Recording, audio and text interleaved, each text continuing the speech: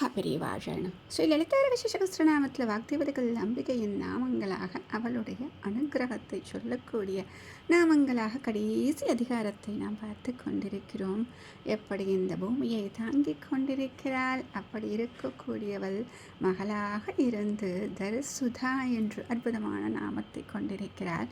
அடுத்ததாக இன்னும் அழகாக இந்த ஜீவனானது பிரியும் பொழுது நமக்கு அந்த நினைவு, அவளுடைய நினைவு இருக்க வேண்டும் இல்லையா? அதற்கும் அவளுடைய அனுகிரகம் வேண்டுமே, அதை சொல்லக்கூடிய அற்புதமான ஒரு நாமம்.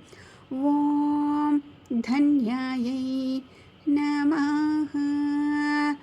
ஓம் தன்யாயை நமஹ. இந்த தன்யா அப்படின்னு சொன்னோன்னே நமக்கு அழகாக ஞாபகம் வர்றது என்ன அப்படின்னா, நான் தன்யனானேன் அப்படின்னு சொல்லுவாங்க. தன்யோஸ்மி அப்படின்னு சொல்லிட்டு சமஸ்கிருதத்தில். அதாவது இந்த தன்யனானேன் அப்படிங்கிறது எந்த நிலைமையில் நம்ம சொல்லுவோம் அப்படின்னா, செய்ய வேண்டியது எல்லாம் சரியாக செய்து அதனால் ஒரு நிறைவு கிடைக்கும் பாருங்கள்.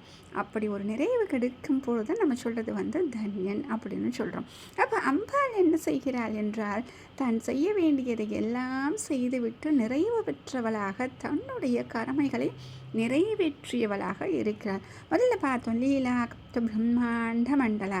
எந்த லீலைகளை செய்தாலும் கூட அதை கூட ஒரு கிரமத்துடன் செய்யக்கூடியவளாக, அந்த பாண்டித்யம் நிறைந்தவளாக இருக்கிறாள்.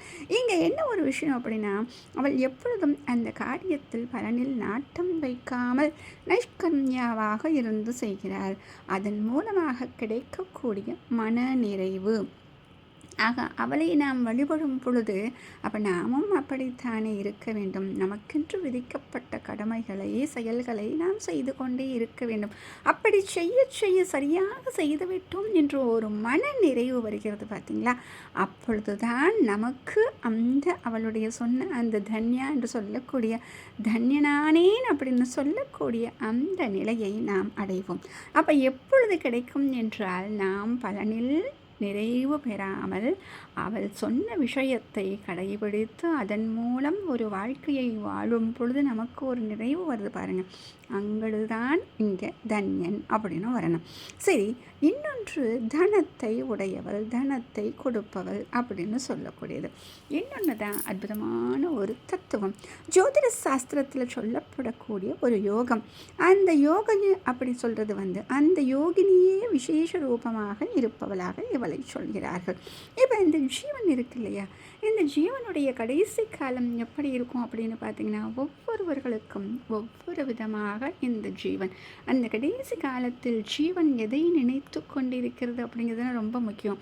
ஏன் அப்படின்னா, எந்த நினைவில் இந்த ஜீவனானது இந்த சரீரத்தை விட்டு வெளியே கிளம்புகிறதோ அதே நினைவில் வாழ்வதற்காக அடுத்து ஒரு ஜென்மம் நமக்கு கிடைக்கிறது.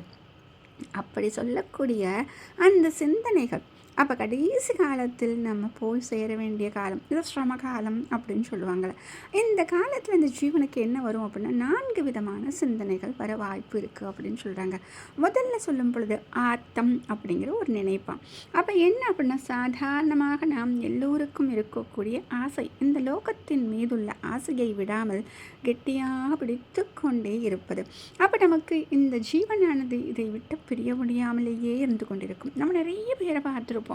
என்ன ஒரு காரணமோ தெரியல, இவ்வளவு கஷ்டப்பட்டுட்டு இருக்காங்க, இன்னும் இவர்களுக்கு போவதற்கு நேரம் வரவில்லை அப்படின்னு நம்ம சொல்லுவோம். அதுதான் ஆத்த ஸ்மிருதி அப்படின்னு சொல்கிறது.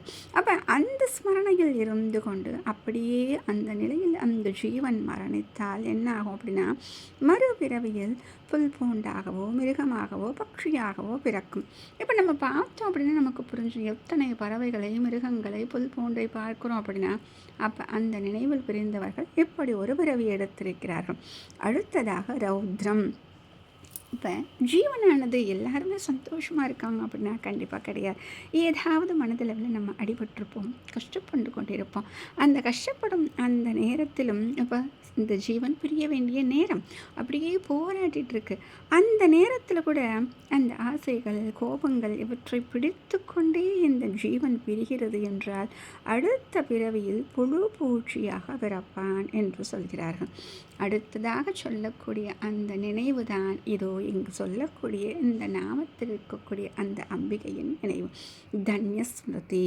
இந்த தன்யஸ்மிருதி அப்படிங்கிறது எல்லாருக்கும் கிடைக்காது. கொடுத்து வைத்தால் கிடைக்கும், கொடுத்து வைத்தவர்கள் நம்ம சொல்கிறோமே, எதை கொடுத்து வைத்தோம் என்றால் புண்ணியத்தை நாம் சேர்த்து வைத்திருந்தால், அப்போ அந்த புண்ணியத்தை நாம் சேர்த்து வைத்தோமா அப்படிங்கிறது அந்த ஜீவன் பிரியும் பொழுது நாம் கண்டுபிடித்து விடுவோம். வாழ்நாள் முழுவதும் என்ன பண்ணோம் அப்படின்னா, சத்சங்கத்தில் இந்த வேதாந்தங்களில் அந்த இறைவனின் நினைவில் இந்த உபனிஷத்துக்கள் இப்படி சத்தான விஷயங்களை அப்படியே நினச்சிக்கிட்டே இருக்கணுமா.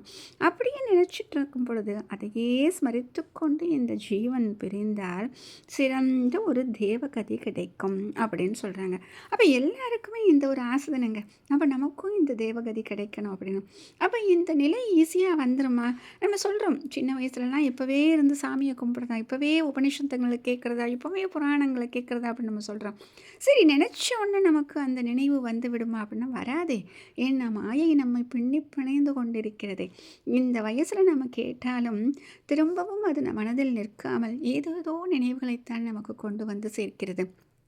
அதனால தான் சின்ன குழந்தையில் இருந்தே அந்த பிஞ்சு மனதில் இந்த விதைகளை போட்டுவிட்டால் அப்படியே விருட்சமாக வளர்ந்து அந்த நிழலில் இந்த ஜீவன் பிரியும் பொழுது அடுத்ததாக அற்புதமான ஒரு தேவகதியை கிடைக்கக்கூடியதாக இருக்குது. அப்போ இந்த ஸ்மரணம் வர்றதுக்குத்தான் நம்ம கொடுத்து வைத்திருக்க வேண்டும். இந்த ஸ்மிருதி தான் சொல்கிறது தன்ய ஸ்மிருதி. சரி, இந்த அம்பிகை எப்படி இருக்கிறாள் என்றால் இந்த தன்ய ஸ்மிருதியாகவே இவள் இருக்கிறாள். அப்போ இவள் என்ன செய்கிறாள்? இவள் நமக்கு அந்த பெயரை தருகிறாள். இப்போ புரியுதா? கொடுத்து வைத்திருந்தால் கிடைக்கும் அப்படின்னு. அப்போ இவளுடைய நினைவிலேயே பக்தி செய்து கொண்டு இருக்க வேண்டும். அப்படி அதில் இருந்து விட்டால் அவளே தன்யமாக அதை அனுக்கிரகம் செய்கிறாள். மகா பெரியவா சரணம்.